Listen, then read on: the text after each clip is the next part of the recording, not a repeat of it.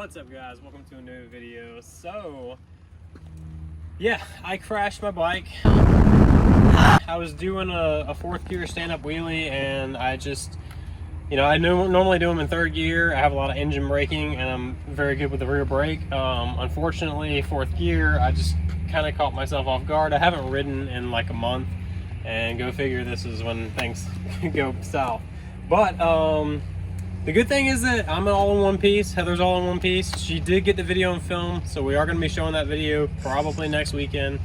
Just want to give you guys an update because I've already posted on Instagram that my bike was wrecked. So I kind of want to give an update because I know everybody was curious. Everybody wants to know what happened and this and that, and it's so hard to like put it into a caption. So basically, you can check out the bike as it is. Like I said, I went down going 55, 60 miles per hour. The bike's in very good shape considering. I actually just rode it home about 60 miles or so.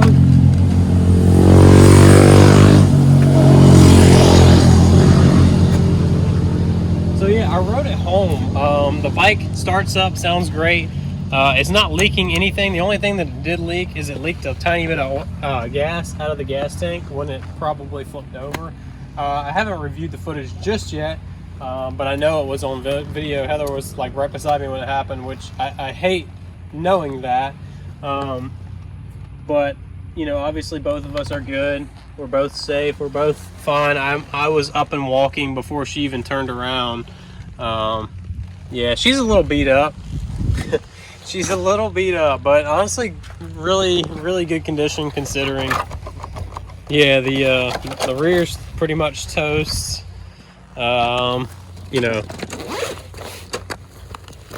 Heather carried pieces of my bike home. Probably not good to carry this inside your suit. Kind of sharp. But like I said, the bike's in pretty good shape. The frame is all good. Everything I've inspected so far. The frame, the rims, the coolant, everything, nothing's leaking aside from, like I said, a little bit of gas, and that's to be expected because we did just top off like probably 30 miles before that. Bike rode home 60 miles just fine. I don't really have I have a dash, but the only lights that are working right now are up at the top. The RPM range, the speedometer, all that stuff is not working right now, unfortunately. Check out this side. This side's more beat up than the right side, honestly, because from what I remember is I was doing a stand-up staggered wheelie. You can see where the foot peg actually broke off completely. So that probably saved my foot from when I actually hit the ground. Obviously the tail probably hit the ground pretty quick. The subframe seems like everything's intact. I don't see any cracks, any damage there. Like I said, the bike's in really good shape. I'm in really good shape. That's the main thing. Me and Heather both are safe. Yeah, quite a bit of road rash. Quite a bit of road rash. I'm sure I'm gonna feel it tomorrow, but yeah, and amazing. Check this out. It's my HJC RF11. Check this out. Not a single scratch on my helmet. But just imagine going down at 55, 65 miles an hour, and this is your skin. If you're not wearing gear, guys, just imagine how tore up I would be right now. I would be in the hospital probably getting skin grafts right now. And I hate saying things like that because, it's not fun to think about those things, but in reality, that is the reality of it. I'm just happy that I'm safe, Heather's safe. Neither one of us really got hurt. My left ankle is just a little bit sore, and that's probably just because of the impact. So you guys will obviously see the video next weekend, but just kind of give you a rundown. I was in fourth gear. I never do fourth gear wheelies. I always do them in third gear. Stand up. He was showing off. I was kind of showing off just a little bit. Luckily, it was just her and I. Obviously, we weren't with a group or anything. And we're both rusty right now. We haven't ridden in well over a month.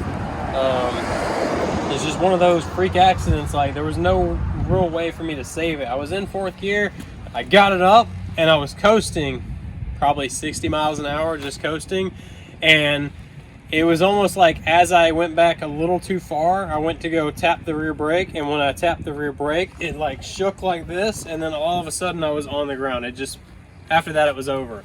You know, and I've been doing wheelies for a decade or so, and you know, knock on wood, haven't had any incidents aside from this. But like I said, even if this bike were totaled, I wouldn't have cared, honestly. Like, I got up, and the first thing I wanted is for Heather to be calm, because I know, dealing with my dad's wreck not long ago, that like all the emotions are flowing. Like, especially seeing it happen to somebody else, you're not really thinking about yourself, you're thinking about them. Well, in this instance, like, as soon as I got up, I like, basically when I hit the ground, I rolled, I slid probably 60 feet or so, and then I like tucked my arms in, put my feet together as I was sliding, and then when I started, once I like caught traction, I started to flip, and I flipped probably 2-3 times from what I remember.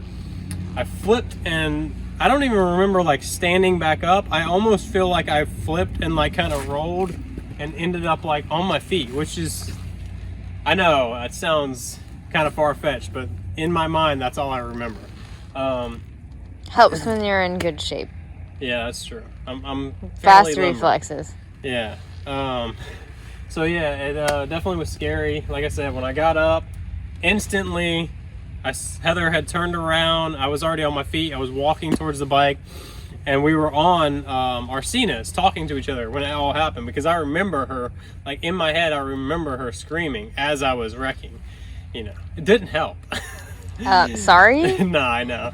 But didn't help seeing that? But like, I don't want you guys to see this as like a negative. Like, obviously this is not an ideal situation, but I want you guys to think about all the chances that you take on a bike, and all the risks and all the reward, and like how much fun and how much joy that, you know, motorcycles bring to a lot of people.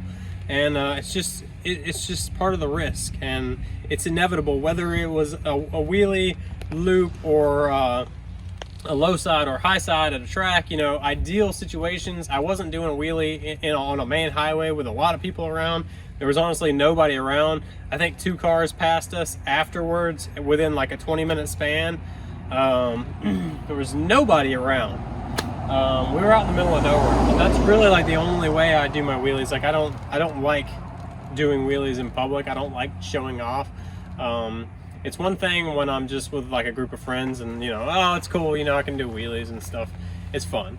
I don't wheelie nowhere near as much as I used to years ago, but yeah, I'm just honestly like happy that we're both safe, and I'm also happy that the bike's in pretty good shape.